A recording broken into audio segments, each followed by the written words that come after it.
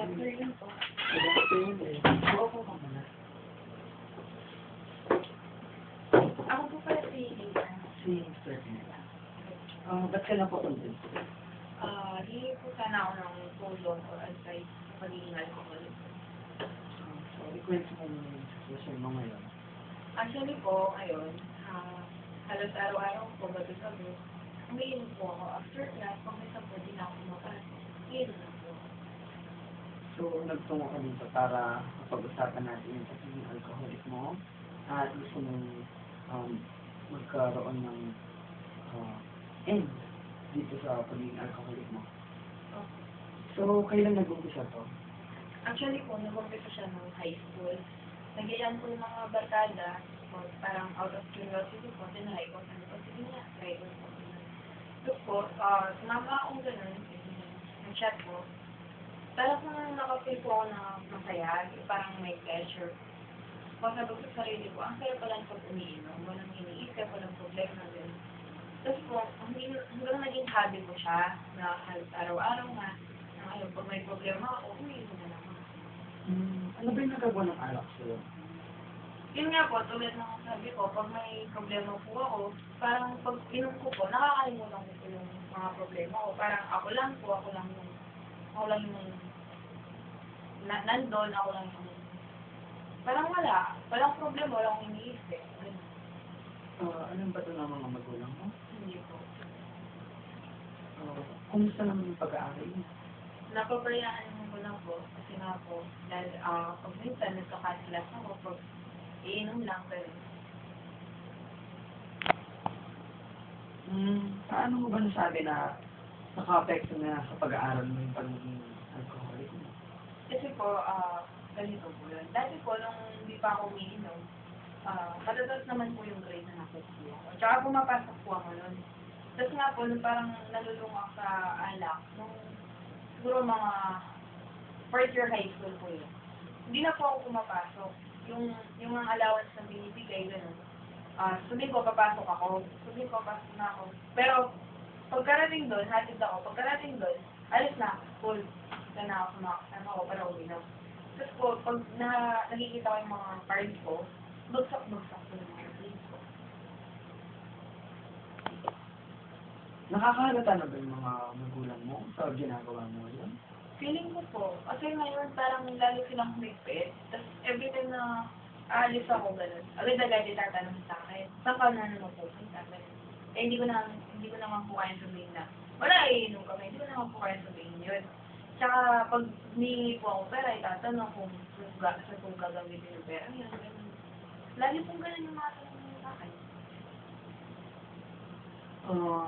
Sa mga nasabi mo na, ano ba yung tumutulak sa'yo kung bakit ka umiinom? Ano yung mga dahilan ng problema mo sa bahay, sa paaralan? Maaari mo bang isalaysay?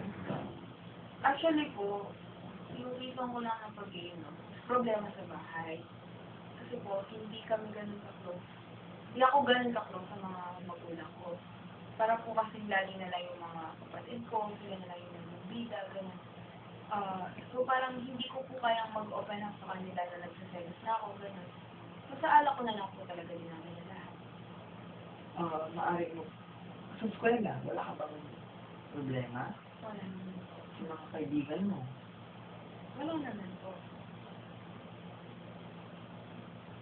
Ano? Nasabi mo kanina na nagiging ugat yung problema mo yung sa family mo. Ano ba yung pinagsasalasan mo sa mga kapatid mo? Actually po, ganito yun. Bunso po kasi ako sa mga magkakapatid. Nag-iapat po kami. Tapos po, hindi naman po kami nag-iirap o ano. Pero kasi po, lagi ko po napapansin na yung lahat ng attention ng mga magulang ko, yung tatay ko, dun sa, yung tatay ko, yung attention niya, dun sa kuya ko isa. Yung nanay ko naman, dun sa panganay ko. Tapos kulang na lang po, lahat-lahat binigay nila. Eh, matatanda na po sila. Parang hindi po sila nagagawa. Parang wala po sila ng responsibility. Hindi ko na po sinasabi na ako, dapat dahil ako ng punto, ako yung may ganito, ako yung may. Hindi po, pero ang ano po kasi, kung sinabi ko kung gusto ko nito, baka po gusto ko ng, may gusto akong laruan or kahit siya. sasabihin po nila, wala tayong pera, yung dami binabayaran, tapos magpapabili ka pa. Pero kapag yung mga kapatid ko, hindi na, gusto ko yun, agad-agad po, binibili na. Tapos po, ang dalang lang po na isasama nila kung gano'n, isasama po nila kapag, diba, pupunta sila ng mall para mag-shopping. Ako po lagi lang sa bahay, gano'n. Tapos, pag-uwi po, sasabihin na dahil nilang pinamili, kasi daw, sasabihin, kasi wala ka gano'n, dahil kang wala sa bahay. Pero nandun lang po ako, nasa kwarto lang po ako, hintay ko lang po na sabihin na, tara, alis tayo, gano'n. Pero hindi po talaga nila ginagawa. Kaya po yun yung parang pinakanilan ko, kung bakit umiinom na lang ako, para makalimutan ko na lang po yung mga nangyayari. Nakapag-usap na ba kayo ng mga magulang mo? O nakapag-disclose ka na ba kahit sa mga kapatid mo? O sa mga kaibigan mo ba? Sa mga kaibigan ko, kasi po pag sa magulang, dati po tinry ko, hindi sabi ko po, pwede ba tayo mag-usap? Tapos, sabi niya, huwag na yan, dis na ako, ang dami kong ginagawa, tapos gusto mo mag-usap pa tayo, hindi naman mahalaga yan. So, parang dun pa lang po, nasabi ko, na wala po talaga silang time sa akin. So, nakakapag-open na lang po talaga ako sa mga kaibigan. Nasubukan mo na ba ulit kausapin ng mga magulang mo, mga kapatid mo? Opo, kaya lang po, sadyang busy po talaga sila, wala po talaga silang panahon para kausapin ako about sa problem ko. Kaya nga po, alam na lang nga po yung parang ginagawa kong way para makuha yung attention nila. So, sinasabi mo na para makuha yung attention ng mga kapatid at magulang mo, umiinom ka. Opo, kasi po parang yun na lang yung parang best. Para sa akin po, parang yun yung pinang-magandang way para mapakita sa kanila yung samahan loob.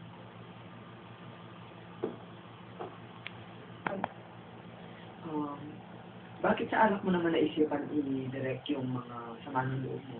Ba't hindi sa mga ibang bagay? Sa mas mabuting mga bagay? Kasi po, kaya ko ginagawa yun para pag uwi ko po, syempre, di ba pag nakainom ka, parang lasing ka, gano'n. Pag uwi ko po, may isip ko ng mga magulang ko. Ano kaya ang problema ng batang ko? Ba't kaya niya ginagawa? So, paano kung magkakaibigan sila? Sa lahat ng nasabi mo na, masaya ka ba ngayon? At magiging masaya ka ba habang uminom ka? Hindi po. So, gusto mong tuldukan na to? So, sa paraan mo gustong iinto yung pagiging alcoholic mo?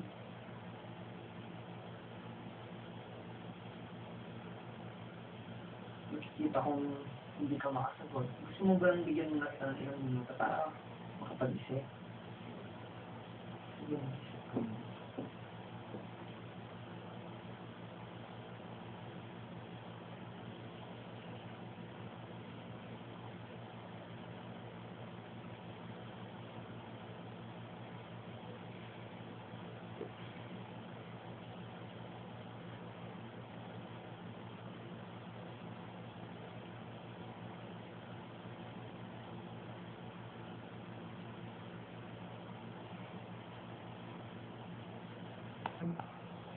Alam ko, mahirap yung pinagdadaan mo ngayon, pero may mga naisip ka na ba mga paraan para tuldukan yung pagiging alcoholic mo?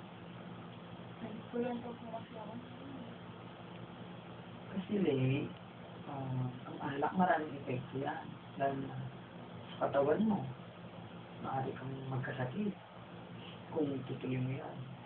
Tapos, yung pamilya mo, baka lalong lumayo yung loob ng pamilya mo sa'yo kung tuloy-tuloy pa rin yung pagiging alcohol mo. Tapos yung mga kaibigan mo, kasama mo palagi sa inuman, mga di ba napansin na masama yung influensya nila sa'yo? Tapos yung pag-aaral mo din, hindi ka ba concerned sa pagiging maayos yung mga grades mo? Yung maaring trabaho mo after school? John. Nakukulang daw po kasi ako hanggang ngayon. Pwede po bang bumalik na lang po ako pag talaga ayos na, tsaka clear na po talaga yung mind ko. Sige, palaging open naman yung office para sa mga students.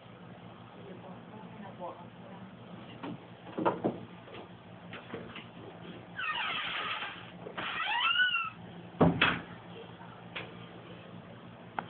Makalipas ang 2 linggo.